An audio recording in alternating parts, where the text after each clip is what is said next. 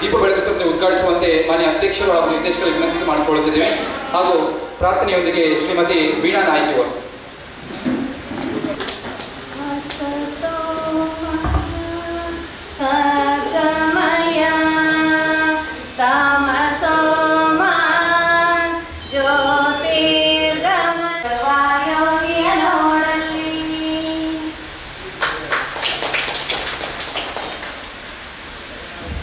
ಧನ್ಯವಾದಗಳು ಶ್ರೀಮತಿ ವೀಣಾ ಮೇಡಮ್ ಮತ್ತು ಸುಜಾತ ಅವರಿಗೆ.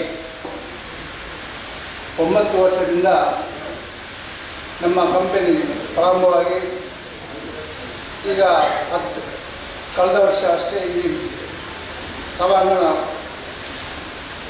ಕಟ್ಟಡದ ಉದ್ಘಾಟನೆ ಆಗಿದೆ. ನಾವು 10 ವರ್ಷದಲ್ಲಿ ಕುಂದುತ್ತಾ ಈ ಪರಿಸ್ಥಿತಿಗೆ ಬಂದಿದ್ದೇವೆ. ಸರ್ಕಾರದ ಸಹಾಯಧನದೊಂದಿಗೆ ನಮ್ಮ ಇನ್ನಿತರ ಉತ್ಪನ್ನಗಳು ನಾವು ಪ್ರಾರಂಭ ಮಾಡ್ತಾ ಇದ್ದೇವೆ. ಗಾಣದ ತೆಂಗಿನೆಣ್ಣೆಯನ್ನು ನಾವು ಪ್ರಾಯೋಗಿಕವಾಗಿ ಶುರು ಮಾಡಿದ್ದೇವೆ ಮತ್ತು ಮಸಾಲೆ ಪುಡಿಗಳು ಅಥವಾ ತೋಟಗಾರಿಕಾ ಇತರ ಪರಿಕರಗಳನ್ನು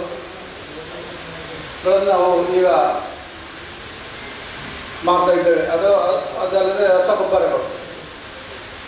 ನವೆಂಬರ್ ಒಳಗೆ ಖಂಡಿತ ನಿಮಗೆ ಹಣ ಅದು ಖಂಡಿತ ಸಿಗ್ತದೆ. ಸರ್ಕಾರ ಏನು ಲಾಸಲ್ಲಿ ಇರಲಿ ಏನೇ ಇರಲಿ ನಿಮ್ಮ ಕ್ರಾಪ್ ಏನು ಇನ್ಶೂರೆನ್ಸ್ ಮಾಡಿದ್ರೆ ಅದು ಹಣ ಖಂಡಿತ ಬರ್ತೇವೆ. ಪಡೆದಿದ್ದರೆ ನಾವು ಕಿಸಾನ್ ಹೋರಾಟ ಮಾಡ್ತೇವೆ, ಅದು ಬಿಡದೇ ಇಲ್ಲ. ನಾವು ಪರ್ಟಿಕ್ಯುಲರ್ ವೆದರ್ ಬೇಸ್ಡ್ ಇನ್ಶೂರೆನ್ಸ್ಗೆ ನಮ್ಮ ಕಿಸಾನ್ ಸಂಘದಿಂದ ಬಹಳಷ್ಟು ಹೋರಾಟ ಮಾಡಿದ್ದೇವೆ. ಅದಕ್ಕೆ ಒಂದು ಕಮಿಟಿ ತಯಾರು ಮಾಡಿದ್ದಾರೆ DC ಆಫೀಸಲ್ಲಿ. ಪ್ರತಿ ವರ್ಷ ಒಂದು 2-3 ಮೀಟಿಂಗ್ ಆಗ್ತದೆ. ಸಾಹೇಬರು ನಾನು ಅದಕ್ಕೆ ಆ ಮೀಟಿಂಗ್ನಲ್ಲಿ ಒಬ್ಬ ಸದಸ್ಯ ನಾವು ಹೋಗ್ತೇವೆ, ಅದು ಬರ್ತದೆ. ನಿಮಗೆ ಮುಚ್ಚಿಟ್ಟ ಇಲ್ಲಿ ಗೊತ್ತಿಲ್ಲ, ಸುಮಾರು 1845 ಜನ ಹೋದ ವರ್ಷ ಇನ್ಶೂರೆನ್ಸ್ ಅಷ್ಟು ಜನ ಇನ್ಶೂರೆನ್ಸ್ ಮಾಡಿದ್ದಾರೆ. ಅವರು ಕಟ್ಟಿದ ಪ್ರೀಮಿಯಮು 38,15,000 ರೂಪಾಯಿ ಪ್ರೀಮಿಯಂ ಕಟ್ಟಿದ್ದಾರೆ. ಅವರು ಪಡ್ಕೊಂಡ ಹಣ 4,05,00,000. ನೀವು ಎಣಿಸ್ಬೋದು. ನಮಗೂ ಕೂಡ ಒಂದು 2 ಲಕ್ಷದವರೆಗೆ ಹಣ ಸಿಗ್ತದೆ, 2-2.5 ಲಕ್ಷ ಹಣ ಸಿಗ್ತದೆ. ಇದು ಒಳ್ಳೆಯ ಒಂದು ಸ್ಕೀಮ್. ಇದನ್ನು ನಾವು ತುಂಬ ಪ್ರಚಾರ ಮಾಡಿದ್ದೇವೆ. ಸೊಸೈಟಿಗಳಲ್ಲೂ ನಾವು ಅದನ್ನು ಪ್ರಚಾರ ಮಾಡಿದ್ದೇವೆ. ಸೊಸೈಟಿ ಕಾಂಟ್ಯಾಕ್ಟ್ ಮಾಡೋಂಗಿಲ್ಲ. ಮುಂಚೆ ಎಲ್ಲ ಈ ಅತ್ತೆ ಮಾಡೋದು ಅಂತ ತೋಟದಲ್ಲಿ ನಾವು ಬೇಸಿಗೆಗಾಲ ಬಂದ ತಕ್ಷಣ ಅಥವಾ ಮಳೆಗಾಲ ಕಳೆದ ನಂತರ ತೋಟ ಅತ್ತೆ ಅಂತ ಮಾಡ್ತೀವಿ. ಅತ್ತೆ ಮಾಡೋ ಕಾರಣ ಏನು? ಮಣ್ಣನ್ನು ಲೂಸ್ ಮಾಡೋದು, ಅಂದರೆ ಬೇರಿಗೆ ಆದಷ್ಟು ಗಾಳಿಯ ಆಮ್ಲಜನಕವನ್ನು ಕೊಡುವಂಥ ಕೆಲಸ ಮಾಡ್ತಾ ಇದ್ದೀವಿ. ಈಗ ಬಿಡಿ, ಅದು ಮಾಡ್ಲಿಕ್ಕೆ ಸಾಧ್ಯನೇ ಇಲ್ಲ. ಈ ಕೂಲಿ ಆಳುಗಳ ಸಮಸ್ಯೆ ಮಾಡ್ಲಿಕ್ಕಾಗ ಅದು ಮಾಡದೇ ಇದ್ರು ಈ ದನನ ಕಂಟಿನ್ಯೂಸ್ ಆಗಿ ಬಿಡುವಂಥದ್ದು ಮಾಡಬೇಕಾಗ್ತದೆ. ಯಾಕಂದರೆ ಇದು ನಾನು ಓದಂಥ ಸಂದರ್ಭದಲ್ಲಿ ಇವೆಲ್ಲ ನಾನು ಗಮನಿಸಿದ್ದು. ಈಗ ನಾನು ಕೆಲವು ತೋಟಕ್ಕೆ ಹೋದಾಗ ಏನಾಗ್ತಾ ಇತ್ತು ಅಂತ, ಹೆಚ್ಚು ದನ ಬಿಟ್ಟಂಥ ಜಾಗದಲ್ಲಿ ಆ ತೋಟ ಒಂಥರ ಕಿಚಿ ಅಂತ ಹಿಂಗೆ ಆಗ್ತಾ ಹೋಗುದು. ಅಲ್ಲಿ ಒಂಥರ ನೀರಿನ ಅಂಶ ಕಾಲು ಹಾಕ್ತಾರೆಲ್ಲ ನಿಮಗೆ ಕೆಸರು ಅಂತದ. ಆಗ ಆಗಬಾರ್ದು. ಹೇಗಿರಬೇಕು ಅಂತ, ನೀವು ಯಾವ್ದಾದ್ರು ಒಂದು ಗುಡ್ಡೆ ತೋಟಕ್ಕೆ ಹೋದಾಗ ಆ ತೋಟದಲ್ಲಿ ನೀವು ಕಾಲಿಟ್ಟರೆ ನಿಮ್ಗೆ ಯಾವತ್ತೂ ಕೆಸರು ಅಂತ ಅನ್ಸೋದಿಲ್ಲ, ಹೌದೌದು. ಅಲ್ಲಿ ಎಲ್ಲ ನೀರು ಗಾಳಿ ಹೋಗಿರ್ತದೆ. ಆ ರೀತಿ ಮಾಡೋದು ಒಳ್ಳೆಯದು. ಇದನ್ನ ಸ್ವಲ್ಪ ನಿಮ್ಮ ಈಗಿನ ಸ್ವಲ್ಪ ಅಳವಡಿಸ್ಕೊಳ್ಳಿ. ಇದನ್ನ ಪದ್ಧತಿಯನ್ನು ನೀವು ಅಳವಡಿಸ್ಕೊಳ್ಳಿ. ಆದಷ್ಟು ಮಳೆಗಾಲದಲ್ಲಿ ಇವಾಗ ನಾವೇನು ಹೇಳ್ತೀವಿ, ಅಕ್ಟೋಬರ್ ತಿಂಗಳಲ್ಲಿ ಬೇಸಾಯ ಮಾಡಿದ್ರೆ ಒಳ್ಳೇದು ಅಂತ. ಆದರೆ ಇವತ್ತಿನ ದಿನದಲ್ಲಿ ಅಕ್ಟೋಬರ್ ಕೂಡ ಒಳ್ಳೇದಾಗ್ತಾ ಇಲ್ಲ. ಯಾಕಂದ್ರೆ ಇನ್ನೂ ಮಳೆ ಕಂಪ್ಲೀಟ್ ಆಗಿ ಬಿಟ್ಟಿಲ್ಲ. ಏನಾಗುತ್ತೆ, ಈ ಟೈಮಲ್ಲಿ ನೀವು ಬೇಸಾಯ ಮಾಡಿ ಒಂದು 2 ವಾರನೋ ನೀರು ಸ್ವಲ್ಪ ನಿಂತು ಅಥವಾ ಬೇರೆ ಕಟ್ಟಾಯಿತು ಅಂದರೆ ಕೊಳೆ ಬರುವಂಥ ಸಾಧ್ಯತೆ ಕೂಡ ಹೆಚ್ಚಿರ್ತದೆ. ಹಾಗಾಗಿ ಆದಷ್ಟು ಮಳೆಗಾಲ ಕಂಪ್ಲೀಟ್ ಆಗಿ ಬಿಟ್ಟು ಅನ್ನೋ ಸಮಯದಲ್ಲಿ ನೀವು ಆದಷ್ಟು ಬೇಸಾಯ ಮಾಡುವಂಥದ್ದು ಒಳ್ಳೆಯದು. ಮತ್ತೆ ಬೇಸಾಯ ಮಾಡುವಾಗ ಸುಣ್ಣವನ್ನು ಕೊಡುವಂಥದ್ದು. ಸುಣ್ಣ ಕೊಡುವಂಥ ಪದ್ಧತಿ ಸಾಕಷ್ಟು ಜನ ರೈತರಲ್ಲಿ ಇಲ್ಲ. ಅಡಿಕೆ ಗಿಡ ಆದರೆ ಅರ್ಧ kg ಸುಣ್ಣವನ್ನು ಕೊಡುವಂಥದ್ದು. ನೀವು ಬೇಸಾಯ ಮಾಡೋದ್ರಿಂದ 15-20 ದಿವಸ ಮುಂಚಿತವಾಗಿ ಸುಣ್ಣವನ್ನು ಕೊಡುವಂಥದ್ದು. ಮತ್ತೆ ದೊಡ್ಡ ಬೇಸಾಯ ಮಾಡ್ತೀರಲ್ಲ, ಅದು ದೊಡ್ಡ ಬೇಸಾಯ ಈಗ ಅಕ್ಟೋಬರ್ ನವೆಂಬರ್ ಅಲ್ಲಿ ನೀವು ಮಾಡುವಂಥದ್ದು ದೊಡ್ಡ ಬೇಸಾಯ. ಕೊಟ್ಟಿಗೆ ಗೊಬ್ಬರ ಎಲ್ಲ ಹಾಕುವಂಥದ್ದು. ಆದಷ್ಟು 2 ಬುಟ್ಟಿಯಷ್ಟು ಕೊಟ್ಟಿಗೆ ಗೊಬ್ಬರ ಸಾಧ್ಯ ಆದರೆ ಇದನ್ನು 1 ವರ್ಷಕ್ಕೊಂದು ಸಲ ಹಾಕೋಕ್ಕಿಂತ 2 ವರ್ಷಕ್ಕೊಂದ್ಸಲ ದೊಡ್ಡ ಬೇಸಾಯ ಕೊಟ್ಟಿಗೆ ಗೊಬ್ಬರ ಹಾಕಿ ಬೇಸಾಯ ಮಾಡುವಂಥದ್ದು ಒಳ್ಳೆಯದು. ಆಮೇಲೆ ಸುಣ್ಣದ ಜೊತೆಗೆ ಈ ಪೊಟ್ಯಾಶ್, ನಾನು ಸಾಕಷ್ಟು ತೋಟಕ್ಕೆ ಹೋದಾಗ ಈ ರಾಸಾಯನಿಕ ಗೊಬ್ಬರವನ್ನು ಬಳಸೋದ್ರಲ್ಲಿ ಈ ಪೊಟ್ಯಾಶ್ ಬಳಸುವಂಥದ್ದು ನಾನು ನೋಡಿಲ್ಲ. ಇಲ್ಲ ಸುಫಲ ಹಾಕ್ತಾರೆ, ಇಲ್ಲ ಬರೀ DAP ಆ ಥರ ಹಾಕುವಂಥದ್ದು ನಾನು ನೋಡಿದ್ದೀನಿ. ಪೊಟ್ಯಾಶ್ನ ಬಳಕೆ ಬಹಳ ಕಡಿಮೆ ಇದೆ. ಈ ಪೊಟ್ಯಾಶ್ ಬಹಳ ಅವಶ್ಯಕ. ಒಂದು ಮರಕ್ಕೆ ಏನಿಲ್ಲ ಅಂತ ಅಂದ್ರೆ, ಒಂದು ಫಸಲು ಬರುವಂತ ಮರಕ್ಕೆ 300 ಗ್ರಾಂ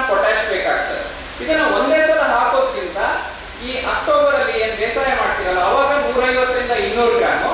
ಇನ್ನೊಂದು ಮಳೆ ಶುರುವಾದ ಹಂತದಲ್ಲಿ ಮೇ ತಿಂಗಳಲ್ಲಿ, ಅವಾಗ ಸುಣ್ಣ ಏನು ಬೇಡ, ಬರೀ ಪೊಟ್ಯಾಶ್ 150 ಗ್ರಾಮ್ ಮೇಲ್ ಗೊಬ್ಬರ ಅಂತ ಹೇಳ್ತೀವಿ, ಅದನ್ನ ಕೊಡುವಂಥದ್ದು. ಇದು ಯಾರಿಗೆ ಹೆಚ್ಚು ಹೇಳ್ತೀನಿ ಅಂತಂದ್ರೆ, ಪೊಟ್ಯಾಶ್ ಒಂದೇ ಯಾರಿಗೆ ಹೆಚ್ಚು ಹೇಳ್ತೀನಿ ಅಂತ ಅಂದ್ರೆ, ಆದಷ್ಟು ಈ ಸಗಣಿ ಗೊಬ್ಬರವನ್ನ ಬಳಸುವಂಥವ್ರು, ಅಂದ್ರೆ ಕೊಟ್ಟಿಗೆ ಗೊಬ್ಬರ.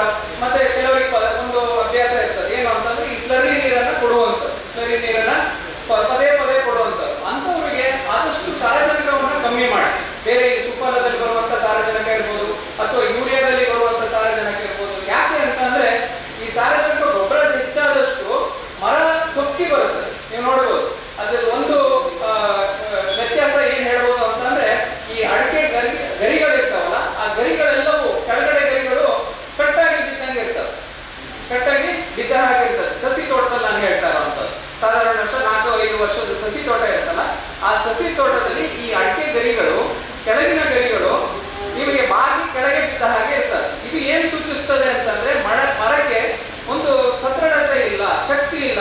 ಯಾವುದಕ್ಕೆ ಅಂದ್ರೆ ಸಾರಜನಕ ಹೆಚ್ಚಾಗಿದೆ. ಅದಕ್ಕೆ ಏನು ಬೇರೆ ಮಾರ್ಗ ಅಂತ ಅಂದ್ರೆ ಪೊಟ್ಯಾಶ್ ಅನ್ನು ಕೊಡುವಂಥದ್ದು. ಈ ಪೊಟ್ಯಾಶ್ ಗೊಬ್ಬರವನ್ನ ನಾನು ಬೇರೆ ಯಾವ ಗೊಬ್ಬರಕ್ಕೂ ಹೆಚ್ಚು ಹೇಳ್ತಾ ಇಲ್ಲ, ಪೊಟ್ಯಾಶ್ ಅನ್ನು ಕೊಡುವಂಥದ್ದು ಮತ್ತೆ ಸುಣ್ಣವನ್ನ ಪ್ರತಿ ವರ್ಷ ಕೊಡುವಂಥದ್ದು ಮಾಡುವಂಥದ್ದು ಒಳ್ಳೆಯದು. ಮತ್ತೆ ಇನ್ನೊಂದು, ಈ ಎಲೆ ಚುಕ್ಕೆ ರೋಗ, ಈಗೆಲ್ಲ ನೀವು ಔಷಧಿಯನ್ನ ಹೊಡೆದಾಗಿದೆ, ಆಲ್ಮೋಸ್ಟ್ ಕೆಲವರೆಲ್ಲ 4 ಸ್ಪ್ರೇ ಕೂಡ ಆಗಿರ್ಬೋದು. ನನ್ನ ಪ್ರಕಾರ 4 ಸ್ಪ್ರೇ ಕೂಡ ಮಾಡಿರ್ಬೋದು. ಅದರಲ್ಲಿ ಮೈತುತ್ತು, ಸುಣ್ಣ ಮತ್ತೆ ಅದರದ್ದು ಕಾಂಬಿನೇಷನ್, ಅದ್ರ ಬಗ್ಗೆ ಸಾಕಷ್ಟು ಚರ್ಚೆ ಆಗಿದೆ. ಅದನ್ನು ನಾ ಹೇಳುವಂಥದ್ದು 2 kg ತುತ್ತ, 2 kg ಸುಣ್ಣ, 200 ಲೀಟ್ರು. ಕೆಲವರು ಹೇಳ್ತಾರೆ ನಮ್ದು 220 ಲೀಟರ್ ಬ್ಯಾರಲ್ ಅದು ಅಂತ. ಅವೆಲ್ಲ ಸ್ವಲ್ಪ ಅಡ್ಜಸ್ಟ್ ಮಾಡ್ಕೊಳ್ಬೋದು. ಮುಖ್ಯ ಏನು ಅಂತ ಅಂದ್ರೆ pH ಸರಿಪಡಿಸ್ಕೊಳ್ಬೋದು. ನಾನು ಇವತ್ತು ಇಲ್ಲಿ ಸೊಸೈಟಿ ಅವ್ರ ಹತ್ರ ಏನ್ ವಿನಂತಿ ಮಾಡ್ಕೊಳ್ತೀನಿ ಅಂತಂದ್ರೆ, ಈ pH ಪೇಪರ್ ಬಹುಶಃ ನೀವೆಲ್ಲ ಕೊಡ್ತಾ ಇದ್ದೀರಾ ಅಂತ ಅನ್ಸುತ್ತೆ. ಪ್ರಣೀತ್ ಅವರು ನೆಕ್ಸ್ಟ್ pH ಪೇಪರ್ ಅಂತ ಒಂದು ಬರುತ್ತೆ, ಒಂದು ಸಣ್ಣ ಕಾಗದ ಚೂರು, ಅದರಲ್ಲಿ ಬೇರೆ ಬೇರೆ ಬಣ್ಣ ಇರುವಂತದ್ದು ಮೊದಲನೇ ಪುಟದಲ್ಲಿ ಇರುತ್ತೆ ಅಥವಾ ಫಸ್ಟ್ ಪೇಜ್ ಅಲ್ಲಿ ಇರುತ್ತೆ. ನೀವು ಆ pH ಪೇಪರ್ ನ ಅದ್ದು ಬಿಟ್ಟು ಒಂದು 5 ನಿಮಿಷ ನೆರಳಲ್ಲಿಟ್ಟು, ನಂತರದಲ್ಲಿ ಈ ಬಣ್ಣ ನೋಡ್ತಿರಲ್ಲ, ಈ ಮನೆಗೆ ಹಚ್ಚುವಂತ ಬಣ್ಣದಲ್ಲಿ ನಿಮಗೆ ಎಲ್ಲ ಬೇರೆ ಬೇರೆ ಬಣ್ಣ ಯಾವ ರೀತಿ ಇರುತ್ತೆ ಅಂತ ಒಂದು ಫ್ರಂಟ್ ಪೇಜ್ ಇರುತ್ತೆ. ಆ ತರದ ಫ್ರಂಟ್ ಪೇಜ್ ಅಲ್ಲಿ ಇದೆ. ನೀವು ಅದರಲ್ಲಿ ಕಾಂಬಿನೇಷನ್ ಅಲ್ಲಿ ನೀವು ನೋಡಿದಾಗ ಯಾವುದು pH ಅಲ್ಲಿ ಅದಿದೆ ಅಂತ ಬರುತ್ತೆ. ಆ ಬಣ್ಣದ ಲೆಕ್ಕದ ಮೇಲೆ ಇದು ಯಾವ pH ಅಲ್ಲಿ ಇದೆ. ರಸಸಾರ ಬಹಳ ಮುಖ್ಯ. ಯಾಕಂದ್ರೆ ರಸಸಾರ ಸರಿ ಇಲ್ಲ ಅಂತ ಅಂದ್ರೆ ನೀವು ಯಾವುದೇ ರೀತಿಯಲ್ಲಿ ಔಷಧಿ ಹೊಡೆದ್ರು ಕೂಡ ಆ ಔಷಧಿ ಉಪಯೋಗಕ್ಕೆ ಬರಲಿಲ್ಲ. ಸೊ ಅದಕ್ಕೋಸ್ಕರ pH ಅನ್ನ ಸರಿ ಮಾಡ್ಕೊಳ್ಳಿ. ನೀವು 2 kg ಸುಣ್ಣ ಹಾಕಿ ಅಥವಾ ಅರ್ಧ kg ಮೈತುತ್ತ ಹಾಕಿ ಏನು ನನಗೆ ಗೊತ್ತಿಲ್ಲ. ನನಗೇನು ಅಂತಂದ್ರೆ ಮುಖ್ಯ pH ಸರಿ ಇರಬೇಕು. 6.5 ಇಂದ 7.5 ಒಳಗೆ ಇರಬೇಕು. 6.5 ಇಂದ 7.5 ಒಳಗೆ ಬರುವಂತ pH ಏನಿದೆಯಲ್ಲ, ಅದಾದ್ರೆ ಅದು ನಿಮಗೆ ಸರಿಯಾದ ರೀತಿಯಲ್ಲಿ. ಮತ್ತೆ 200 ಇಂದ 250 ಗ್ರಾಮ್ ರಾಡ, ಅದಕ್ಕಿಂತ ಹೆಚ್ಚಿಗೆ ಬೇಡ, ಗಮ್ ಬೇಕಾಗ್ತದೆ. ಆದಷ್ಟು ಹೊಡೆಯುವಾಗ ಸ್ವಲ್ಪ ಕಷ್ಟನೇ. ಅವತ್ತು ಮಳೆ ಬಂತು ಅಂತಂದ್ರೆ ನಾವು ಪೋಸ್ಟ್ಪೋನ್ ಮಾಡಬೇಕಾಗುತ್ತೆ. ಸೊ ಮಳೆ ನೋಡ್ಬಿಟ್ಟು ಆದಷ್ಟು ನೀವು ಔಷಧಿಯನ್ನ ಕಲಿಸುವಂಥದ್ದು ಒಳ್ಳೇದು. ಬೆಲ್ಲ ಹಾಕ್ಬೋದು ಇಡ್ಲಿಕ್ಕೆ ಅಂತ ಹೇಳ್ತಾರೆ.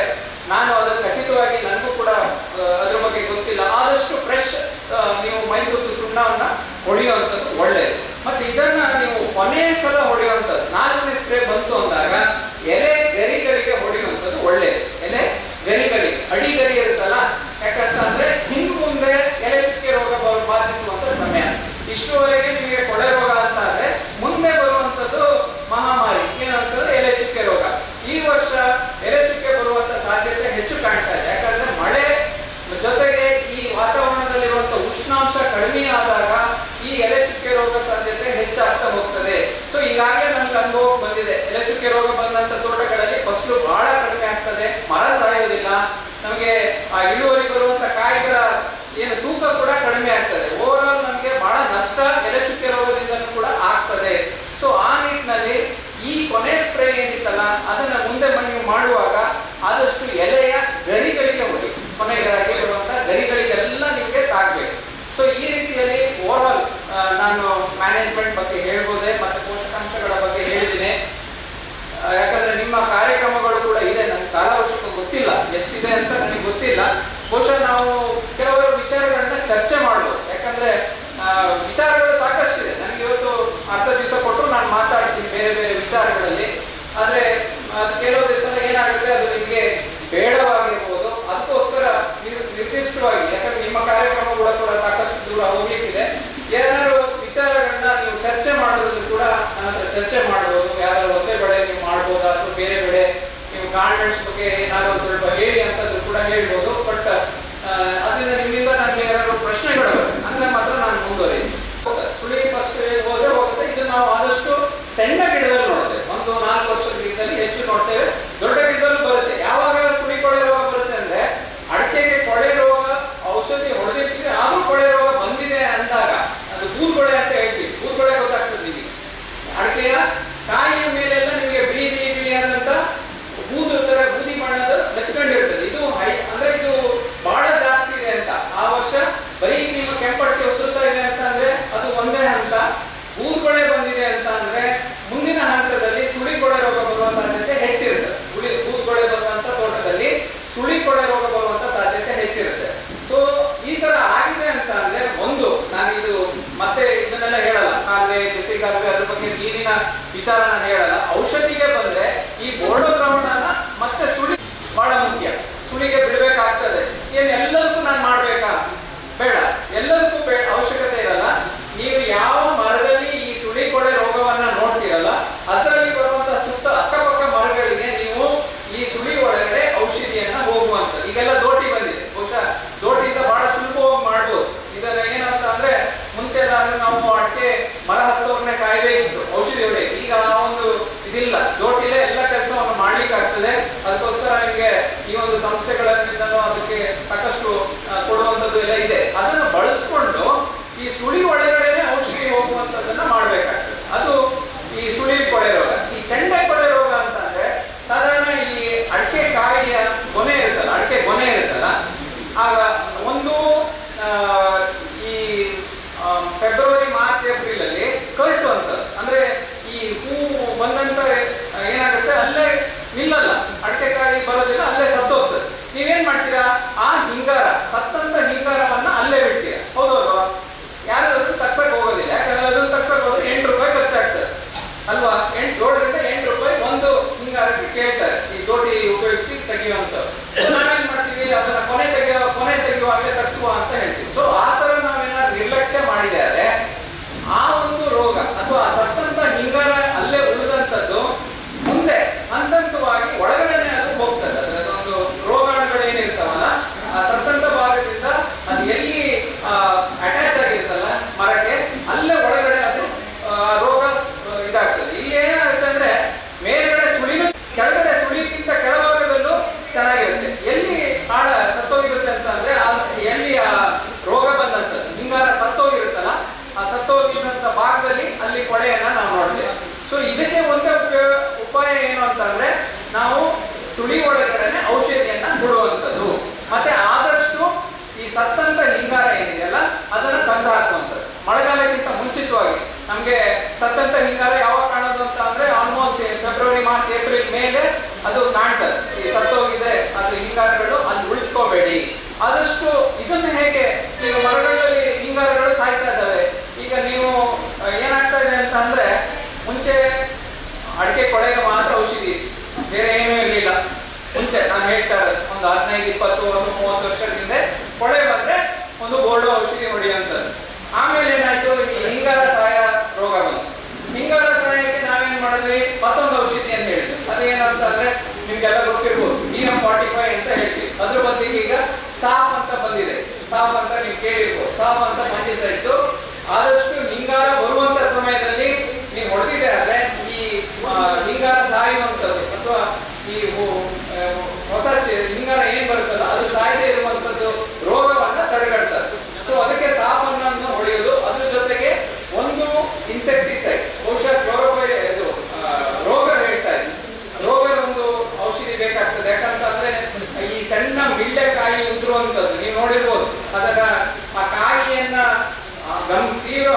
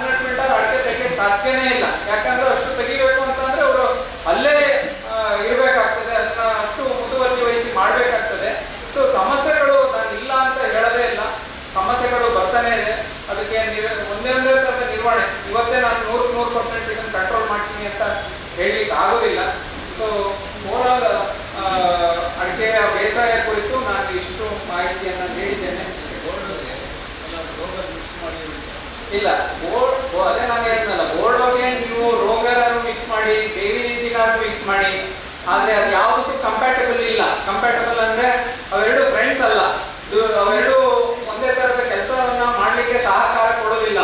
ಸೊ ಬೋರ್ಡೋ ಜೊತೆ ಯಾವುದೇ ಮಿಕ್ಸ್ ಮಾಡಿದ್ರು ಅಲ್ಲಿ pH ಆಲ್ಟರ್ ಆಗ್ತದೆ. pH ರಸಸಾರ ಆಲ್ಟರ್ ಆಗಬಾರ್ದು. ಆಲ್ಟರ್ ಆದ್ರೆ ನೀವು ಹೊಡೆದಂತ pH ವ್ಯತ್ಯಾಸ ಬಂತು ಅಂದ ತಕ್ಷಣ ನೀವು ಯಾವ ಕೊಳೆ ರೋಗಕ್ಕೆ ಔಷಧಿ ಹೊಡಿದ್ರು ಅದು ಕೆಲಸ ಮಾಡೋದಿಲ್ಲ. ಸೊ ಒಂದು ದಯವಿಟ್ಟು ಅದರಲ್ಲಿ ಯಾವುದೇ ತರದ ಇದು ಬೇಡ. ರೋಗ ಆಗಿರ್ಬೋದು, ಕೆಲವು ಬೇವಿನ ಹಿಂಡಿ ಆಗಿರ್ಬೋದು, ಬೇವಿನ ಎಣ್ಣೆ ಆಗಿರ್ಬೋದು, ಅದನ್ನ ಯಾವುದನ್ನು ಮಿಕ್ಸ್ ಮಾಡಬೇಡಿ. ಒಂದು ಬೋರ್ಡೋ ಅಂತಂದ್ರೆ ಮೈತುತ್ತು, ಸುಣ್ಣ, ನೀರು, ರಾಳ, ಗಮ್ ಅಷ್ಟೇ. ಅದನ್ನ ಒಂದು ಕಾಂಬಿನೇಷನ್ ಮಾತ್ರ ಇದ್ರೆ ಒಳ್ಳೆಯದು. ಮತ್ತೆ ಅದು ಎಷ್ಟು ರಸಸಾರ ತಕ್ಕನಾಗಿ ನೀವು ಸುಣ್ಣ ಹಾಕ್ಬೇಕಾದ್ರೆ ಸುಣ್ಣವನ್ನ ಹಾಕಿ ಅದು ನಿಮಗೆ ಗೊತ್ತಾಗ್ತದೆ. ನೀವು ಯಾವಾಗ ಪರೀಕ್ಷೆ ಮಾಡ್ತೀರಲ್ಲ ಅವಾಗ ಗೊತ್ತಾಗ್ತದೆ, ಅವಾಗ ನೀವು ಮಾಡ್ಬೋದು. ಅದನ್ನ ಕರೆಕ್ಟ್ ಮಾಡ್ಕೊಂಡು ಮಾಡೋದು ಒಳ್ಳೆಯದು. ಸುಳಿ ಸಾಯ್ತಾ ಇದೆ. ತೆಂಗಿನ ಮರದಲ್ಲಿ ಸುಳಿ ಸಾಯ್ತು. ಇತ್ತೀಚಿನ ದಿನಗಳಲ್ಲಿ ಏನಾಗ್ತಿದೆ ಅಂದ್ರೆ ಅಡಿಕೆಯಿಂದ ಸ್ವಲ್ಪ ತೆಂಗಿನ ಕಡೆ ಜನ ವಾಲ್ತಾ ಇದ್ದಾರೆ. ನಿಮ್ಗೆ ಗೊತ್ತಿದೆ ಯಾಕೆ ಅಂತ ನನ್ಗೆ ಹೇಳೋದು. ಅದು ಒಂದು ಜನರ ಒಂದು ಮನೋಭಾವ. ಏನಂತಂದ್ರೆ ಇವತ್ತು ನಮಗೆ ತೆಂಗಿನ ನರ್ಸರಿ, ನಾನು ನರ್ಸರಿ ಕೂಡ ನೋಡ್ಕೊಳ್ತೇನೆ. ತೆಂಗಿನ ನರ್ಸರಿಗೆ ಎಷ್ಟು ಗಿಡಗಳು ಬೇಕಾದ್ರೂ ಅಷ್ಟು ಗಿಡ ಬೇಕು ಅಂತ ಬರ್ತಾ ಇದೆ. ಯಾಕೆಂತಂದ್ರೆ ಜನಗಳಿಗೆ ರೇಟ್ ಇದೆ ಅಂತಂದ್ರೆ ಅದನ್ನ ಮಾಡುವಂತ ಒಂದು ಮನೋಭಾವ. ಏನಾಗ್ತದೆ ತೆಂಗಲ್ಲಿ ಸಮಸ್ಯೆ ಏನು ಅಂತಂದ್ರೆ ಒಂದು ಕೆಂಪು ಮೂತಿ ಹುಳ, ಮತ್ತೆ ಒಂದು ಕುರುವಾಯಿ. ಕುರುವಾಯಿ ನಿಮಗೆ ಗೊತ್ತಿರ್ಬೋದು.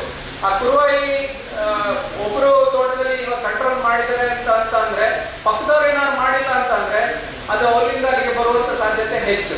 ಸೊ ಈ ಕುರುವಾಯಿಯಿಂದ ಸುಳಿ ಕೊಳೆ ರೋಗ ಬರ್ತದೆ. ಏನ್ ಮಾಡುತ್ತೆ ಈ ಕುರುವಾಯಿ ನಿಮ್ಗೆ ಗೊತ್ತಿರ್ಬೋದು. ಅಥವಾ ದುಂಬಿ ಏನಿದೆಯಲ್ಲ ಅದು ಸುಳಿ ಭಾಗಗಳನ್ನ ತಿಂದು ಆ ಗಾಯ ಮಾಡಿದಾಗ, ಈ ಮಳೆಗಾಲದಲ್ಲಿ ಆ ಗಾಯಕ್ಕೆ ನೀರಿದ್ದಾಗ ಅಲ್ಲಿ ಕೊಳೆ ಸ್ಟಾರ್ಟ್ ಆಗ್ತದೆ, ಕೊಳೆ ಉದ್ಭವ ಆಗ್ತದೆ. ಸೊ ಬರೀ ಈ ಕುರುವಾಯಿ ತಿಂದು ಹೋಗೋದ್ರಿಂದ ಅಂತ ಏನು ಸಮಸ್ಯೆ ಆಗಲ್ಲ. ನೀವು ನೋಡ್ಬೋದು ಏನ್ ಮೇನ್ ತುದಿ ಗರಿ ಇರುತ್ತಲ್ಲ ಒಳ್ಳೆ ಕತ್ತಿ ಆಕಾರದಲ್ಲಿ ಕತ್ತರಿಸಿದಾಗೆ ಇರುತ್ತೆ. ಸೊ ಅದು ಸ್ವಲ್ಪ ಏನೋ ಅಂತ ಏನ್ ಅಂದ್ರೆ ಸ್ವಲ್ಪ ಏನಾದ್ರು ಔಷಧಿನ ಹಾಕಿದಾಗ ಅದು ಕಂಟ್ರೋಲ್ ಆಗ್ಬೋದು. ಆದ್ರೆ ಈ ಗಾಯ ಮಾಡಿ ಹೋಗಿರ್ತಲ್ಲ, ಸುಳಿಭಾಗವನ್ನ ಗಾಯ ಮಾಡಿರುತ್ತಲ್ಲ, ಅಲ್ಲಿಗೆ ನೀರಿನ ಅಂಶ ಬಿದ್ದಾಗ ಅಲ್ಲಿ ಕೊಳೆ ಸ್ಟಾರ್ಟ್ ಆಗ್ತದೆ. ಇದಕ್ಕೆ ರೆಮಿಡಿ ಏನು ಅಂತಂದ್ರೆ ಕುರುವಾಯಿಯನ್ನ ಕಂಟ್ರೋಲ್ ಮಾಡೋದು. ಕುರುವಾಯಿ ಕಂಟ್ರೋಲ್ ಮಾಡ್ಲಿಕ್ಕೆ 2-3 ಏನು ವಿಧಾನಗಳಿದಾವೆ. ಒಂದು ಏನು ಅಂತ ಅಂದ್ರೆ ಸ್ವಲ್ಪ ಕೆಟ್ಟ ವಾಸನೆ ಬರುವಂತದ್ದು. ಮುಂಚೆ ನಿಮಗೆ ಗೊತ್ತಿತ್ತು ಫೋರೇಟ್ ಅಂತ ನಾವು ಹೇಳ್ತಾ ಇದ್ವಿ. ಈಗ ಫೋರೇಟ್ ಸಿಗ್ತಾ ಇಲ್ಲ, ಅದ್ರ ಬದಲಿಗೆ ಕ್ಲೋರೋಪೈರಿಫಾಸ್ ಸಿಗ್ತಾ ಇದೆ. ಅದು ಹರಳು ರೂಪದಲ್ಲಿ ಬಂದಿದೆ. ಆ ಕ್ಲೋರೋಪೈರಿಫಾಸ್ ಅನ್ನ ಮರಳಿನ ಜೊತೆಗೆ ಹಾಕಿ ಆ ಸುಳಿ ಒಳಗೆ ಹಾಕುವಂಥದ್ದು. ಎಲ್ಲಿ ಒಂದ್ಸಲ ಹಾಕ್ಬಿಟ್ಟೆ ನೀವು ಇನ್ನೊಂದು ವರ್ಷ ಹಾಕ್ತೇ ಇಲ್ಲ ಅಂತ ಹಾಗಾಗಲ್ಲ. ಪ್ರತಿ ಒಂದು 3-4 ತಿಂಗಳಿಗೂ ಅದನ್ನ ಸುಳಿಗೆ ಹಾಕ್ತಾ ಇರ್ಬೇಕಾಗ್ತದೆ. ಅದು ಸಣ್ಣ ಗಿಡ ಇದ್ದರೆ, ಸಣ್ಣ ಒಂದು 4-5 ವರ್ಷದ ತೆಂಗಿನ ಗಿಡಗಳಿಗೆ ಒಂದು 3 ತಿಂಗಳಿಗೆ ಒಂದ್ಸಲ ಹಾಕಿ ಅದನ್ನ ಇದನ್ನ ಕುರುವಾಯಿ ಬರ್ತಿದ್ದ ಹಾಗೆ ಮಾಡ್ಬೋದು. ಇನ್ನೊಂದು ನಿಮ್ಗೆಲ್ಲ ಗೊತ್ತಿದೆ, ಒಂದು ಬಕೆಟ್ ಟ್ರಾಪಿಂಗ್, ಬಕೆಟ್ ಅನ್ನ ಕಟ್ಟುವಂಥದ್ದು. ಈ ವಿಧಾನ ಬಹಳ ಒಳ್ಳೆ ವಿಧಾನ.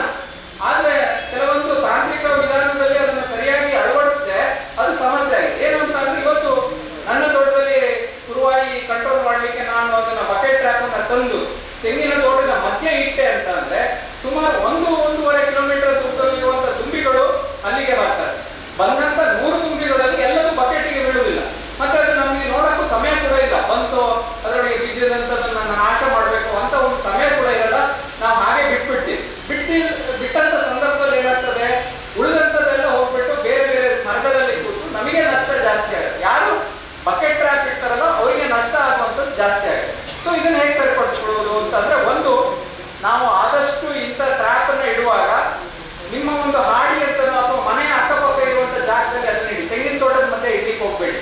ಯಾಕೆ ಅಂತಂದ್ರೆ ಅದನ್ನ ನಾವು ನಿರಂತರವಾಗಿ ನೋಡ್ತಾ ಇರಬೇಕು. ಬಂದಂತ ತುಂಬಿಗಳನ್ನ ಆದಷ್ಟು ಅದಕ್ಕೆ ಬಕೆಟ್ ಅಲ್ಲಿ ಒಂದು ವಿಷ ಮತ್ತೆ ಒಂದು ಸ್ವಲ್ಪ ನೀರು ಹಾಕಿ ಇಟ್ರೆ ಅದು ಸಾಯುವಂಥದ್ದು ನಾವು ನೋಡ್ಬೇಕು. ಮತ್ತೆಲ್ಲೋ ಅಕ್ಕಪಕ್ಕ ಇದೆ ಅಂತ ಅಂದ್ರೆ ಅದನ್ನ ಅಲ್ಲಿ ಸಾಯಿಸುವಂಥದ್ದನ್ನ ಮಾಡಬೇಕು. 100 ತುಂಬಿ ಹಾರಿ ಬಂದಿದೆ ಅಂದ್ರೆ 100 ತುಂಬಿಗಳು ಅದು ಅಲ್ಲೇ ಸತ್ತೋಗುವಾಗೆ ನಾವು ನೋಡ್ಕೊಳ್ಬೇಕು. ಅದಕ್ಕೆ ಏನೇನು ಕ್ರಮ ಬೇಕು ಅದು ನೀವು ವಹಿಸ್ಕೊಳ್ಬೇಕು.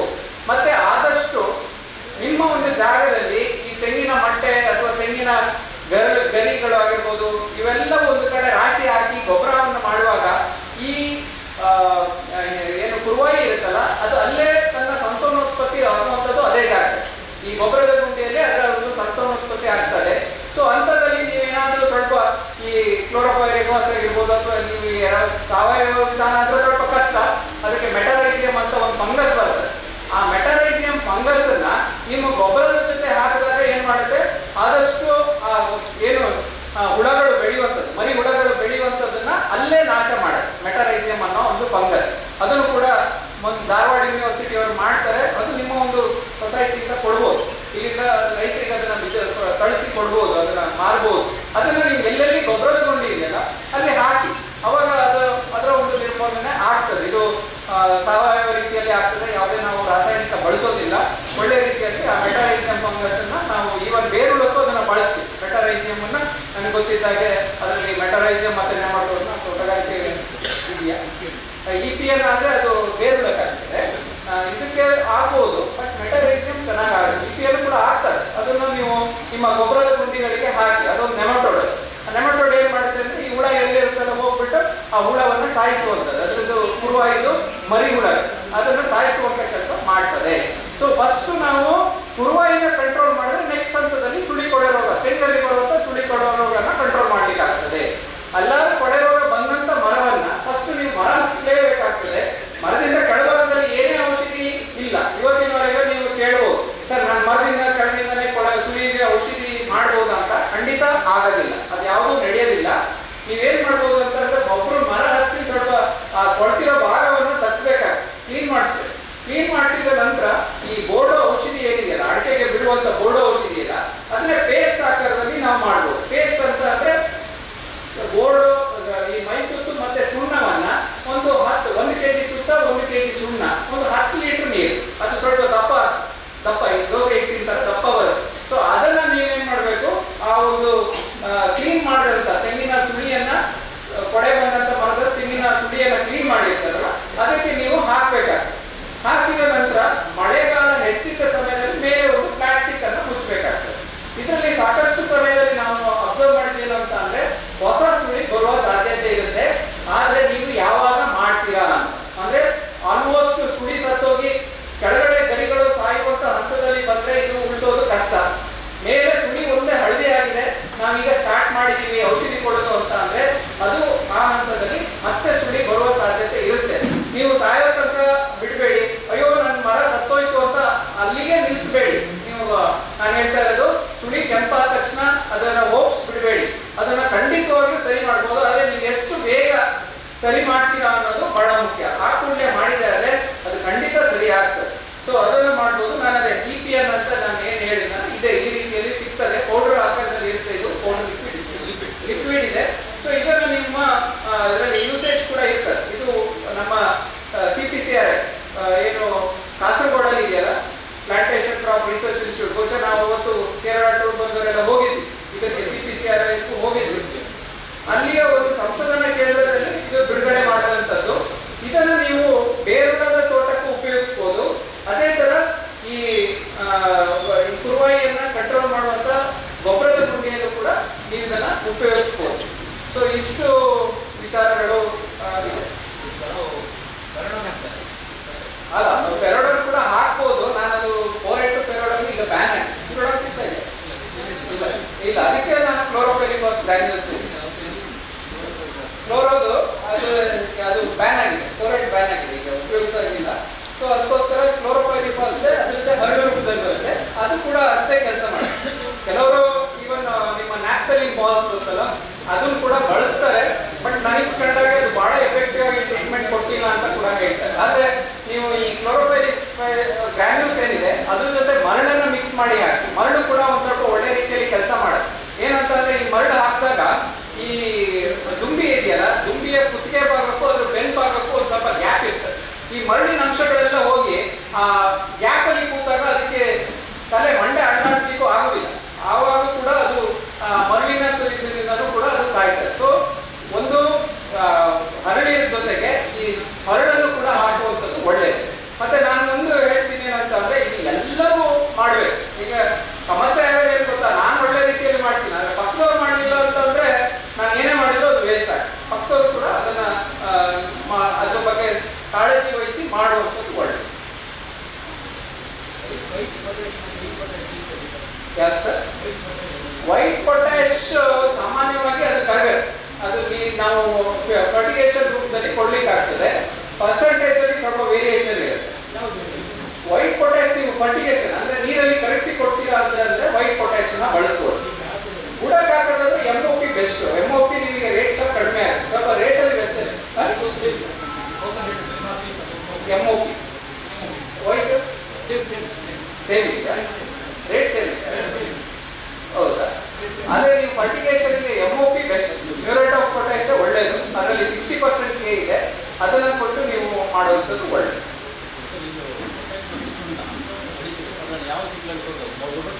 ಇಲ್ಲ ಅದೇ ಹೇಳಿದ್ನಲ್ಲ, ಸುಣ್ಣ ಹಾಕೋದಾದ್ರೆ 21 ದಿವಸ ಮುಂಚಿತವಾಗಿ ನೀವು ಕೊಡ್ಬೇಕು. ಫಸ್ಟ್ ಸುಣ್ಣ ಅರ್ಧ kg ಸುಣ್ಣವನ್ನ ನೀವು ಗೊಬ್ಬರ ಹಾಕೋದು. ಅಂದ್ರೆ ಈಗ ನೀವು ಗೊಬ್ಬರ ಹಾಕಿಟ್ಟಿದೆ ಅಂತ ಅಂದ್ರೆ 21 ದಿವಸದ ಮುಂಚೆ ಸುಣ್ಣವನ್ನ ಕೊಡಿ.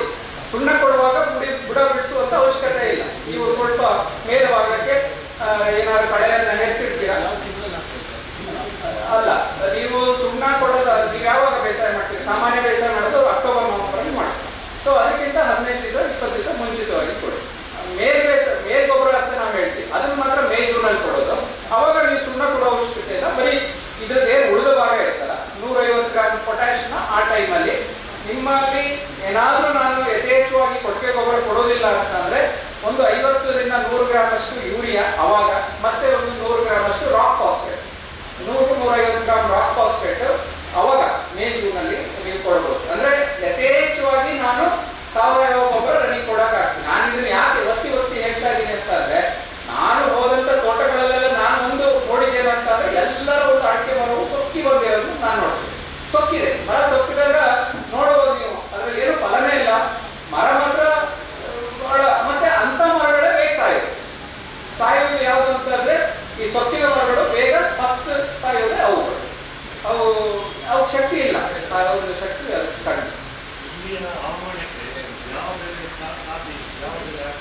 ಕಾಫಿ ಹೇಗೆ ಮಾಡೋದಾಗ ಕಾಫಿ ಈಗಾಗಲೇ ಪುತ್ತೂರು ಸುಳ್ಯ ಭಾಗದಲ್ಲಿ ಸ್ವಲ್ಪ ಕಾಫಿ ಬಗ್ಗೆ ಒಲವು ತೋರಿಸ್ತಾ ಇದೆ. ಸೊ ಯಾಕೆಂತಂದ್ರೆ ಅಲ್ಲಿ ನಿಮಗಿಂತ ಇನ್ನೊಂದು ಸಮಸ್ಯೆ ಅಲ್ಲಿ ಏನು ಅಂತಂದ್ರೆ ಅಲ್ಲಿ ಅಡಿಕೆಗೆ ಹಳದಿ ಎಲೆ ರೋಗದ ಸಮಸ್ಯೆ ಜಾಸ್ತಿ ಕಾಣ್ತಾ ಇದೆ. ಹಳದಿ ಎಲೆ ರೋಗ ಬಹಳ ಯಥೇಚ್ಛವಾಗಿ ಆ ಭಾಗದಲ್ಲಿ ಪುತ್ತೂರು ಸುಳ್ಯ ಭಾಗದಲ್ಲಿ ಕಾಣ್ತಾ ಇದೆ. ಸೊ ಅವರಿಗೆ ಅಡಿಕೆಯನ್ನ ಉಳಿಸ್ಕೊಳಕ್ ಆಗ್ತಿಲ್ಲ. ಆ ಒಂದು ನಿಟ್ಟಿನಲ್ಲಿ ಅವರು ಕಾಫಿ ಬೆಳೆಗೆ ಹೋಗ್ತಾ ಇದ್ದಾರೆ. ಅದರಲ್ಲಿ ಕಾವೇರಿ ಬೇರೆ ಟ್ರೈ ಮಾಡ್ತಾ ಇದ್ದಾರೆ. ಇವತ್ತು ರೋಬೋಸ್ಟರ್ ಕೂಡ ಟ್ರೈ ಮಾಡ್ತಾ ಇದ್ದಾರೆ. ಇವತ್ತಿನ ದಿನದಲ್ಲಿ ಸ್ವಲ್ಪ ಹೇಳೋದು ಕಷ್ಟ ಯಾವ್ದು ಸಕ್ಸಸ್ ಅಂತ, ಯಾಕಂತಂದ್ರೆ ಯಾರು ಆ ಯಥೇಚ್ಛವಾಗಿ ಕಾಫಿಯನ್ನ ಮಾಡಿ ನೋಡಿಲ್ಲ. ಇನ್ನು ಒಂದು 2-3 ವರ್ಷದಲ್ಲಿ ನೀವು ಕಾಫಿ ಮಾಡೋದಾದ್ರೆ ಒಂದು ಅಲ್ಲಿಂದ ನೀವು ತಗೊಂಡು ನೋಡುವಂಥದ್ದು ಬಹಳ ಒಳ್ಳೆಯದು. ಏನಂತ ಹೇಳಿದ್ರೆ ಅಡಿಕೆ ಮರಕ್ಕೆ ವಿಷು ಸಂಕ್ರಮಣಕ್ಕಿಂತ ಮತ್ತೆ ನೀರು ಆಗಕ್ಕೆ ಕಮ್ಮಿ ಕೊಡ್ಬೇಕಂತೇಳಿ ಅಂದ್ರೆ ನೀವು ನೀರು ಬಿಡುವಂತ ಸಮಯ ಯಾವಾಗ ಸಂಕ್ರಮಣಕ್ಕಿಂತ ಮುಂಚಿತ ಸ್ಟಾರ್ಟ್ ಮಾಡ್ತೀರಾ ಅಂದ್ರೆ ಜನವರಿ 15ಕ್ಕಿಂತ ಮುಂಚಿತವಾಗಿ ನೀರು ಕೊಡ್ಲಿಕ್ಕೆ ಸ್ಟಾರ್ಟ್ ಮಾಡ್ತೀರಾ? ಅದೇ ಕೆಲವುದು ಅಂದ್ರೆ ನಾನು ಹೇಳೋದು ಈ ಗದ್ದೆಯಲ್ಲಿ ತೋಟ ಮಾಡ್ತೀರಲ್ಲ ಅಂಥದಕ್ಕೆ ಬೇಕಾಗಲ್ಲ, ಸ್ವಲ್ಪ ಎತ್ತರದಲ್ಲಿ ಇರುತ್ತಲ್ಲ ಅಂಥದಕ್ಕೆ ಅಂದ್ರೆ ವಾರಕ್ಕೆ 1 ನೀರಾದ್ರೆ ಸಾಕಾಗ್ತದೆ. ಅಂತಲ್ಲಿ ಗುಡ್ಡೆ ತೋಟಕ್ಕಾದ್ರೆ ವಾರಕ್ಕೆ 1 ನೀರು. ಯಾವಾಗ ಅಂದ್ರೆ ಡಿಸೆಂಬರ್ ಮತ್ತೆ ಜಾನ್ವರಿ. ಈ ವರ್ಷ ಇನ್ನೂ ಕಡಿಮೆ ಬೇಕಾಗ್ಬೋದು, ಗೊತ್ತಿಲ್ಲ. ಯಾಕಂದ್ರೆ ಹೋದ ವರ್ಷ ಏನಾಗಿತ್ತು ಅಂದ್ರೆ ನಿಮಗೆ ಮಳೆ ಬೇಗ ಇದಾಗಿತ್ತು. ಆದ್ರೆ ಈ ವರ್ಷ ಇವತ್ತು ಅಕ್ಟೋಬರ್ ಎಂಟರ್ ಆಗ್ತಾ ಇದೀವಿ, ಅವಾಗ ಕೂಡ ಮಳೆಯನ್ನ ನೋಡ್ತಾ ಇದ್ದೀವಿ. ಇಂಥ ಸಂದರ್ಭದಲ್ಲಿ ಇದ್ದಾಗ ನೀವು ಅದನ್ನ ನೋಡ್ಕೊಂಡು ಮಳೆ ನೀರು ತುಂಬಾ ಬಿಸಿಲಿದೆ ಅಂದ್ರೆ ನನ್ನಲ್ಲಿರುವಂತ ಮಣ್ಣು ತುಂಬಾ ಗಾಳಿದೆ, ಮೇಲೆ ಮಣ್ಣು ಡ್ರೈ ಆಗ್ತಾ ಇದೆ ಅಂದ್ರೆ ಮಾತ್ರ ಕೊಡಿ.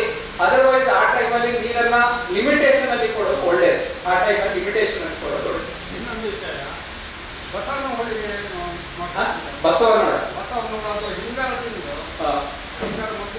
ಬಸವನ ಹುಳ ಸ್ವಲ್ಪ ಥಂಡಿ ಇರುವಂತ ತೋಟದಲ್ಲಿ ಹೆಚ್ಚು, ಅಂದ್ರೆ ನೀರಿನ ಅಂಶ ಇರುವಂತ ತೋಟ ಇದೆಯಲ್ಲ, ಡ್ರೈ ಒಣಗಿದ ತೋಟದಲ್ಲಿ ಬರುವುದಿಲ್ಲ. ಮತ್ತೆ ಯಾವ ತೋಟದಲ್ಲಿ ಅಂತಂದ್ರೆ ನಿಮ್ಮ ತೋಟದಲ್ಲಿ ಬಿಸಿಲು ಸಾಕಷ್ಟು ಬೀಳದೇ ಇರುವಂತ ತೋಟ, ಬಿಸಿಲು ಬೀಳದೇ ಇಲ್ಲ.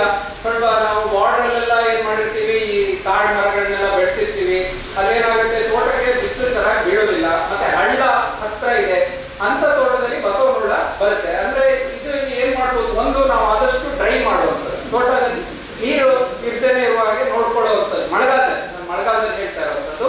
ಆಮೇಲೆ ಇನ್ನೊಂದು ಏನಂತಂದ್ರೆ ಉಪ್ಪನ್ನ ಹಾಕಿದ್ರೆ ಬಸವನ ಹುಳ ಸ್ವಲ್ಪ, ಮತ್ತೆ ಸುಣ್ಣ, ಇವನ್ ನಾವು ಮೈತುತ್ತು ಸುಣ್ಣ ಇದೆಯಲ್ಲ ಅದನ್ನು ಕೂಡ ಹೊಡಿಬೋದು. ಇಲ್ಲ ಬರೀ ಸುಣ್ಣದ ನೀರನ್ನ ಹಾಕಿದ್ರು ಕೂಡ ಇದು ಸಾಯ್ತದೆ. ಬಟ್ ನಿಮಗೆ ಏನಾಗುತ್ತೆ ಗೊತ್ತಾ, ಅದು ಹಗಲಲ್ಲಿ ಎಲ್ಲೂ ಕಾಣುವುದಿಲ್ಲ.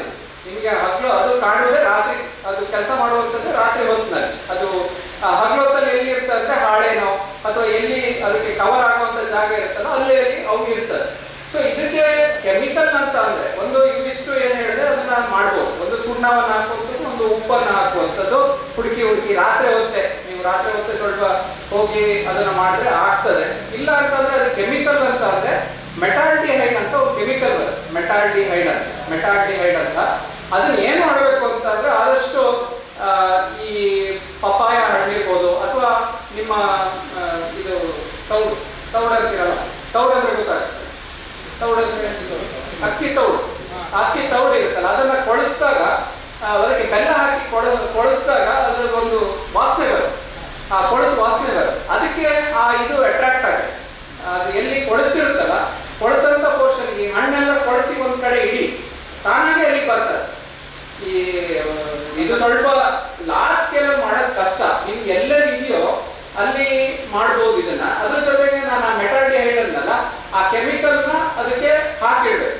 ಅದಕ್ಕೆ ಆ ಕೊಳಿಸಿದಂತ ನಿಮ್ಮ ತೌಡಾಗಿರ್ಬೋದು ಅಥವಾ ಹಣ್ಣಿಗೆ ಹಾಕಿಟ್ಟಾಗ ಅಲ್ಲಿ ಅದು ಕಂಟ್ರೋಲ್ ಆಗ್ತದೆ. ಆದ್ರೆ ಒಂದು ಬಹಳ ಎಚ್ಚರಿಕೆ ಇರಬೇಕು. ನಿಮ್ಮಲ್ಲಿ ಸಾಕು ಕೋಳಿ, ನಾಯಿ ಆ ಥರದಲ್ಲೆಲ್ಲ ಇದ್ರೆ ಅದನ್ನ ಉಳಿಸ್ಕೊಳ್ಳೋದು ಕಷ್ಟ. ಅದನ್ನೊಂದು ಜಾಗೃತಿ ನೀವು ಮಾಡ್ತೀರಾ ಅಂದ್ರೆ ಮಾತ್ರ ಮೆಟಾಲ್ಡಿಹೈಡ್ಗೆ ಹೋಗ್ಬೋದು. ಅದರ್ವೈಸ್ ಇದು ಏನು ಇದಿದೆಯಲ್ಲ, ನಾನು ನೋಡಿದ ಹಾಗೆ ಇವನ್ ನೀವು ಈಗ ಕಾಳುಮೆಣಸು ಎಲ್ಲ ಇದೆ ಅಂತ ಹಚ್ಕೊಳ್ಳಿ. ಕಾಳುಮೆಣಸಿಗೆಲ್ಲ ಈಗ ಮೈತುತ್ತು ಸುಣ್ಣ ಎಲ್ಲ ಹೊಡೆದ್ರೆ ಇದು ಕೂಡ ಕಂಟ್ರೋಲ್ ಆಗ್ತದೆ. ಯಾವುದು ಹೌದು, ಅದು ಕೂಡ ಕಂಟ್ರೋಲ್ ಆಗ್ತದೆ. ಆದಷ್ಟು ಸುಣ್ಣವನ್ನ ಹೆಚ್ಚು ನೀವು ಸುಣ್ಣನೇ ಇದನ್ನ ಮಾಡಿ. ಇಡೀ ತೋಟಕ್ಕೆ ಸ್ವಲ್ಪ ಸುಣ್ಣ ಹಾಕಿಸಿ. ಏನು ನಮ್ಮ ಕೃಷಿ ಇಲಾಖೆಯಿಂದ ಸ್ವಲ್ಪ ಸುಣ್ಣವನ್ನು ಸಬ್ಸಿಡಿ, ಸುಣ್ಣ ಕೊಡೋದ್ರಿಂದ ಏನೂ ಆಗಲ್ಲ ನಿಮ್ಮ ತೋಟಗಳಿಗೆ, ಆಯ್ತಾ? ನಿಮ್ಮ ತೋಟಗಳಿಗೆ ಎಲ್ಲಾರು ನಿಮ್ಮ ತೋಟದಲ್ಲಿರುವಂತಹ ರಸಸಾರ ಹೆಚ್ಚಿತ್ತು ಅಥವಾ ಕಡಿಮೆ ಇತ್ತು ಅಂತ ಅಂದ್ರೆ ಏನಾಗಲ್ಲ. ಹೆಚ್ಚಿತ್ತು ಅಂದ್ರೆ ಸಮಸ್ಯೆ ಆಗ್ತಿತ್ತು. ಅಂದ್ರೆ 7ಕ್ಕಿಂತ ಮೇಲಿತ್ತು ನನ್ನ ತೋಟದಲ್ಲಿರುವಂತ ಅದು ಆ ಸಮಸ್ಯೆ ಬರದೇ ಇಲ್ಲ. ಈ ಭಾಗದಲ್ಲಿ ಯಾವುದೇ ಮಣ್ಣನ್ನು ನಾವು ಪರೀಕ್ಷೆ ಮಾಡಿಸಿದಾಗ ರಸಸಾರ 4.5 ಬರುತ್ತೆ. ಸುಣ್ಣ ಬೇಕೇ ಬೇಕಾಗುತ್ತೆ. ಸುಣ್ಣವನ್ನ ಕೊಡಿ, ಮುಂಚಿತವಾಗಿ ಸುಣ್ಣವನ್ನ ಇಡೀ ತೋಟಕ್ಕೆ ಹಾಕುವಂತ ಕೆಲಸ ಮಾಡಿ. ಅದು ಸ್ವಲ್ಪ ಕಂಟ್ರೋಲ್ ಸಿಗುತ್ತೆ. ಆದ್ರೆ ಖಂಡಿತ ಮಳೆ ಬರ್ತಾ ಇದ್ರೆ ಪದೇ ಮಾಡ್ಬೇಕಾಗ್ತದೆ. 99% ಅದನ್ನ ತೆಗಿಯಕ್ ಆಗಲ್ಲ. ಸ್ವಲ್ಪ ಸುಣ್ಣ ಹಾಕಿ ನೀವು ಮ್ಯಾನೇಜ್ ಮಾಡಿ.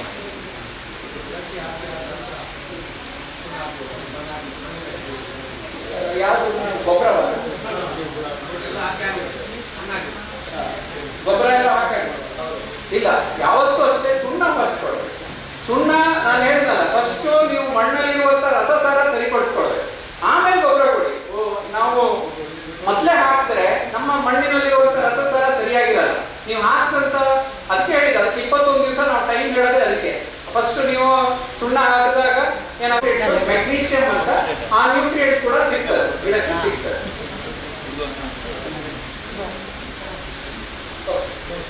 ಸರಿ, ಇನ್ನೊಂದು ಕೊನೆಯದಾಗಿ ಹೇಳಿ, ವೀಟ್ ಕಟ್ಟರ್ ಮೆಷಿನ್ ಅಲ್ಲಿ ಕಟ್ ಮಾಡುವಂಥದ್ದು. ಈಗ ಏನಾಗ್ತಾ ಇದೆ, ಮೆಷಿನ್ ಅಲ್ಲಿ ಕಟ್ ಮಾಡಿ ಏನಾಗ್ತಾ ಇದೆ ಅಂತಂದ್ರೆ ನೀವು ಕಟ್ ಮಾಡಿ ಹೋಗಿ 1 ವಾರ ಬಿಟ್ಟು ನೋಡಿ ಅದಕ್ಕಿಂತ ಜಾಸ್ತಿ ಬೆಳೆದಿದೆ. ಏನಾಗ್ತದೆ, ಇದು ಈ ಪ್ರೂನಿಂಗ್ ಅಂತ ನಾವು ಹೇಳ್ತೀವಿ. ಯಾವ್ದಾದ್ರು ಒಂದು ಗಿಡವನ್ನ ನೀವು ಪ್ರೂನ್ ಮಾಡಿದಷ್ಟು ಏನಾಗುತ್ತೆ, ಫಾಸ್ಟ್ ಆಗಿ ಬೆಳೀತಾ ಹೋಗುತ್ತೆ. ಮತ್ತೆ ಇನ್ನೊಂದು ಏನಾಗುತ್ತೆ, ಅದು ನೆಲ ಕಂಡು ಬೆಳೆಯುವಂಥದ್ದನ್ನ ಹೆಚ್ಚು ನೋಡ್ತೇವೆ. ಅಂದ್ರೆ ನಮಗೆ ಕತ್ತಿನೂ ಕೂಡ ತೆಗಿಯಕ್ಕೆ ಆಗಲ್ಲ, ಹಾರೇನೆ ತೆಗಿಬೇಕು ಅಂತ. ಸೊ ಒಂದ್ಸಲ ಈ ಕಳೆನಾಶಕವನ್ನ ಹೊಡೆದು ಬೇರನ್ನ ಸಾಯಿಸುವಂತ ಕೆಲಸ ಮಾಡಿದ್ರೆ ಒಳ್ಳೇದು. ನನಗೆ ಗೊತ್ತಿದ್ದಾಗ ನಾವು ಬೆಳೆಸ್ತೀವಿ. ನಾನಂತೂ ನಮ್ಮ ತೋಟದಲ್ಲಿ ನನಗೆ ಬೇರೆಯವರ ಇದು ಗೊತ್ತಿಲ್ಲ, ನಮಗೆ ಮ್ಯಾನೇಜ್ಮೆಂಟ್ ಮಾಡಕ್ಕಾಗಲ್ಲ. ಕಳೆನಾಶಕ ಹೊಡೆದಾಗ ನಿಮ್ಗೆ ಏನಾದ್ರು ಒಂದು ಜ್ವರ ಬಂದಾಗ ನಿಮ್ಗೆ ಆಂಟಿಬಯೋಟಿಕ್ ಕೊಡ್ತಾರೆ. ಆಂಟಿಬಯೋಟಿಕ್ ಕೊಟ್ಟಾಗ ಕೂಡ ನಮ್ಮಲ್ಲಿರುವಂತ ಒಳ್ಳೆ ಜೀವಾಣುಗಳು ಸಾಯ್ತದೆ, ಬಟ್ ಬೆಳೀತದೆ, ಮತ್ತೆ ಬೆಳೀಲಿಕ್ಕೆ ಅವಕಾಶ ಇರ್ತದೆ. ಸೊ ಅದಕ್ಕೆ ಏನೇನು ಬೇಕೋ ಅದನ್ನ ನಾವು ಮಾಡಬೇಕು. ಸೊ ನಾನು ಕಳೆನಾಶಕ ಡೇಂಜರ್ ಅಂತ ಹೇಳಲ್ಲ, ಬಟ್ ಬೇಕಾಗ್ತದೆ. ಅಂದ್ರೆ ಪದೇ ಹೊಡೆಯೋದಕ್ಕಿಂತ ಆದ್ರೆ ಕಳೆನಾಶಕ ಹೊಡೆಯುವಂಥವ್ರು ಕಾಳುಮೆಣಸನ್ನು ಉಳಿಸ್ಕೊಳ್ಳೋದು ಸ್ವಲ್ಪ ಕಷ್ಟ ಆಗ್ತದೆ. ಯಾಕಂದ್ರೆ ಬರೀ ಅಡಿಕೆ ತೋಟ ಇದ್ರೆ ಕಳೆನಾಶಕ ಹೊಡೆಯೋದು ಹೊಡ್ಕೊಂಡು ಹೋಗ್ಬಿಡ್ಬೋದು. ಆದ್ರೆ ಈ ಕಾಳುಮೆಣಸಿಗೆ ಸ್ವಲ್ಪ ತಾಗದ್ರು ಕೂಡ ಅದು ಸಾಯ್ತದೆ. ಅದನ್ನೊಂದು ರಕ್ಷಣೆ ಮಾಡಿ ಹೊಡಿತೀರಾ ಅಂತ ಅಂದ್ರೆ ಕಳೆನಾಶಕವನ್ನು ಬಳಸ್ಬೋದು. ಆದ್ರೆ ಕಳೆನಾಶಕ ಬಳಸುವಾಗ ಒಂದು ನೀವು ನೆನ್ಪಿಡಿ, ಬರೀ ಹುಲ್ಲಿದ್ರೆ ಇದು ಯಾವುದು ನಿಮ್ಮ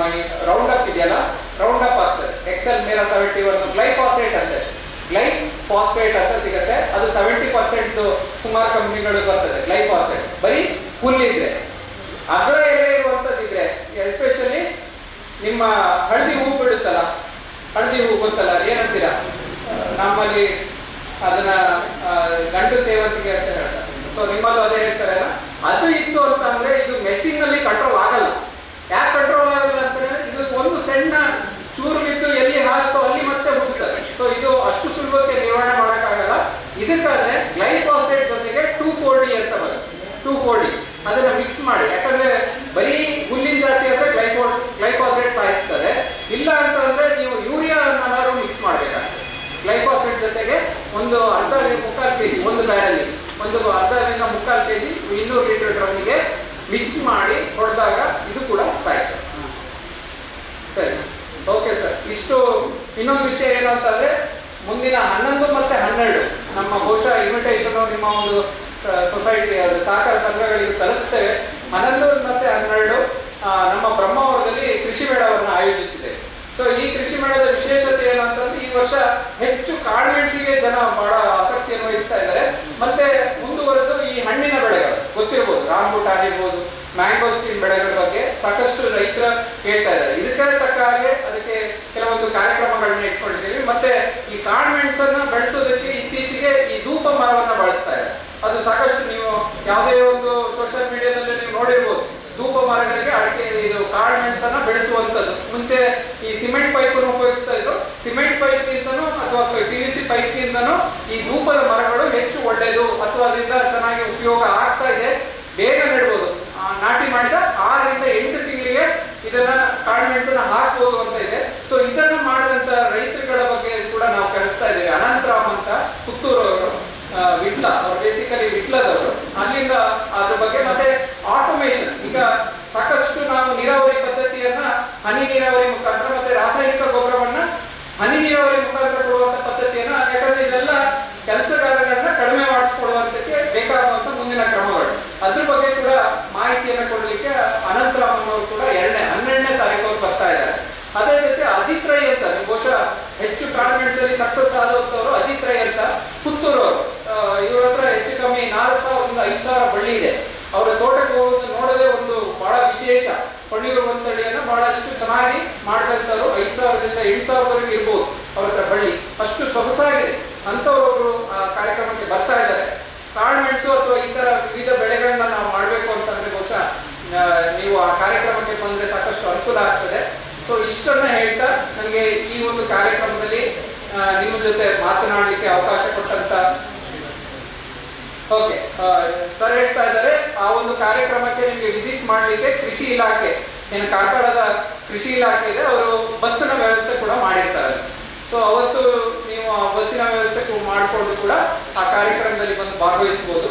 ಸೊ ಓವರ್ ಆಲ್ ಈ ಕಾರ್ಯಕ್ರಮಕ್ಕೆ ನಮಗೆ ಭಾಗವಹಿಸಿ ನಿಮ್ಮ ಜೊತೆ ಇಷ್ಟು ವಿಚಾರವನ್ನ ಹಂಚಿಕೊಳ್ಳಲಿಕ್ಕೆ ಸಮಯವನ್ನ ಕೊಟ್ಟಂತ ಈ ಸಹಕಾರ ಸಂಘದ ಅಧ್ಯಕ್ಷ, ನಿರ್ದೇಶಕರು ಹಾಗೂ ನಿಮ್ಮೆಲ್ಲರಿಗೂ ಹಾಗೂ ಮತ್ತು ತೋಟಗಾರಿಕೆ ಇಲಾಖೆಯವರು ಕೂಡ ಈ ಕಾರ್ಯಕ್ರಮದಲ್ಲಿ ಭಾಗವಹಿಸಲಿಕ್ಕೆ ಸಹಕಾರವನ್ನು ನೀಡಿದ್ದಾರೆ.